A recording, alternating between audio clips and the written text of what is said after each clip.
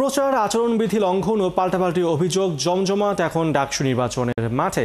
২৬ August থেকে শুরু হয়েছে নির্বাচনী প্রচার। এরপর থেকেই তৎপর সব ছাত্র সংগঠনগুলো। নির্বাচনকে নির্বিঘ্ন করতে শিক্ষার্থীরা প্রতিদিনই নিজেদের দাবি দেওয়া জানিয়ে আসছে।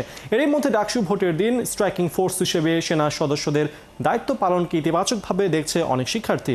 আবার অনেকে বলছে এতে ভোটার উপস্থিতি কমতে পারে। এদিকে ভোট কেন্দ্র বাড়ানোর প্রয়োজন বলে মনে করেন কয়েকজন প্রার্থী। একই সাথে ভোটের কয়েকদিন আগে ক্লাস ও পরীক্ষা স্থগিত করারও দাবি করেন তারা। বিভিন্ন সংগঠন সমর্থিত প্যানেলের বাইরে নির্বাচনে নতুন মাত্রা যোগ করেছেন স্বতন্ত্র প্রার্থীরা।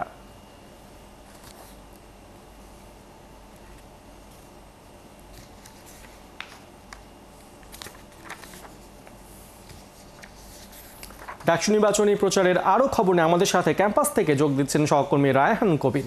এই মুহূর্তের আরও খবর জানবো তার সঙ্গে। রায়হান, সকাল থেকে ডাকসুর নির্বাচনী মাঠ কেমন দেখছেন, আর আজ কি কি কর্মসূচি রয়েছে আমাদের জানান।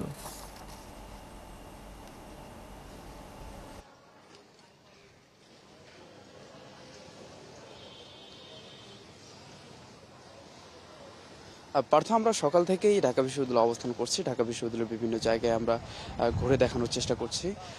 এখানে বর্তমানে প্রচার প্রচারণার যে অবস্থা, তাতে বোঝা যাচ্ছে যে এখনো কেউ হয়তোবা মাঠে নামেনি। তাদের পরিকল্পনা হয়তোবা কিছুটা পর হতে পারে।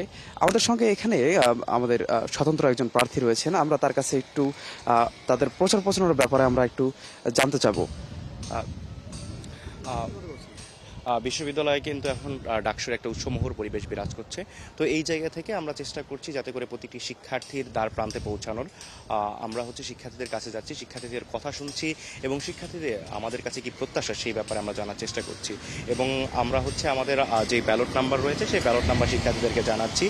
সেই সাথে আমরা শিক্ষার্থীদের ব্যাপারে আমাদের চিন্তাভাবনা কি, আমরা বিশ্ববিদ্যালয় নিয়ে কীরকম চিন্তাভাবনা করি এবং এই ডাকসুতে আমরা কি পরিবর্তন নিয়ে আসতে চাই সেই ব্যাপারে কিন্তু আমরা শিক্ষার্থীদেরকে আমরা একটু আচরণবিধি সম্পর্কে জানতে চাচ্ছি। গতকাল পর্যন্ত আমরা একটা জিনিস খেয়াল করছিলাম, সবাই ব্যানার পোস্টার সব জায়গায় টানিয়ে রেখেছিল। এ নিয়ে আসলে প্রশাসন সর্বশেষ কি বলেছে? আমরা এর আগেও লক্ষ্য করেছি যে বড় রাজনৈতিক যেই ছাত্র সংগঠনগুলো রয়েছে তারা নির্বাচন কমিশন যে আচরণবিধি দিয়েছে সেটা শুরু থেকেই কিন্তু ভায়োলেট করে আসতেছে। তো সেই জায়গা থেকে আমরা দেখেছি যখন মনোনয়নপত্র জমা দেওয়া হয় তার আপনার শুভাকাঙ্ক্ষী থাকতেই পারে, কিন্তু সেই জায়গা থেকে নির্বাচন কমিশন কিন্তু নিয়ম করে দিয়েছিল সর্বোচ্চ 5 জন শুভাকাঙ্ক্ষী নিয়ে মনোনয়ন সংগ্রহ করা যাবে, মনোনয়ন জমাদান করা যাবে। কিন্তু সেই জায়গায় আমরা দেখেছি যে প্রায় শতাধিক নেতাকর্মী নিয়ে স্লোগান দিতে দিতে কিন্তু এক ধরনের উত্তেজনাকর পরিস্থিতি তৈরি করা হয়েছিল। এরপরে আমরা দেখেছি যে ক্যাম্পাসগুলোতে একটা নির্দিষ্ট দল ব্যানার ফেস্টুন দিয়ে একদম সমস্ত জায়গাগুলোকে দখল করে ফেলেছে। তো সেই জায়গা থেকে নির্বাচন কমিশন ব্যানার ফেস্টুন সরিয়ে ফেলার অনুরোধ জানিয়েছে। তারপরে আমরা দেখেছি যে ব্যানার ফেস্টুনগুলো সরিয়ে ফেলা হয়েছে। এটি অবশ্যই ইতিবাচক দিক। তবে নির্বাচন কমিশন যেই নির্বাচনী আচরণবিধি রয়েছে আমাদের সকলের উচিত সেই ইনস্ট্রাকশনগুলো। আচ্ছা, আরেকটা প্রশ্ন।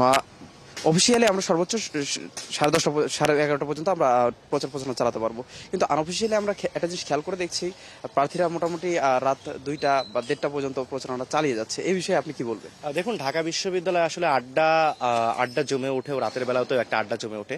তবে আমি যেটা মনে করি যে আসলে রাত 11টার পরে কারোর রুমে কিংবা কারোর পার্সোনাল স্পেয়ারে বা পার্সোনাল তার যেই প্রাইভেসি আছে সেই জায়গাটাতে কখনোই যাওয়া উচিত না। তো রাত 11টার পরে যেটা করা যেতে পারে সেটা হচ্ছে যে ক্যাম্পাসে যেহেতু আড্ডা চলেই, তো সেই জায়গা থেকে আড্ডার ছলে নিজের যদি নির্বাচনী প্রচারণা হয়ে যায় সেটা আসলে তেমন একটা দোষের কিছু না। ধন্যবাদ। পার্থ, সর্বশেষ যে প্রশ্নটি করেছিলেন ক্যাম্পাসে আজকের কি কি ঘটতে চলেছে, আজকে আমরা সর্বশেষ যেটি জানতে পেরেছি খুব সম্ভবত ছাত্রদল মনোনীত হামিম এবং আবিদুল ইসলাম খান প্যানেল তাদের ইস্তিহার যেটি রয়েছে সেটি হয়তো বা ঘোষণা করবেন। এই ছিল আমার কাছে সর্বশেষ। ধন্যবাদ রায়হান।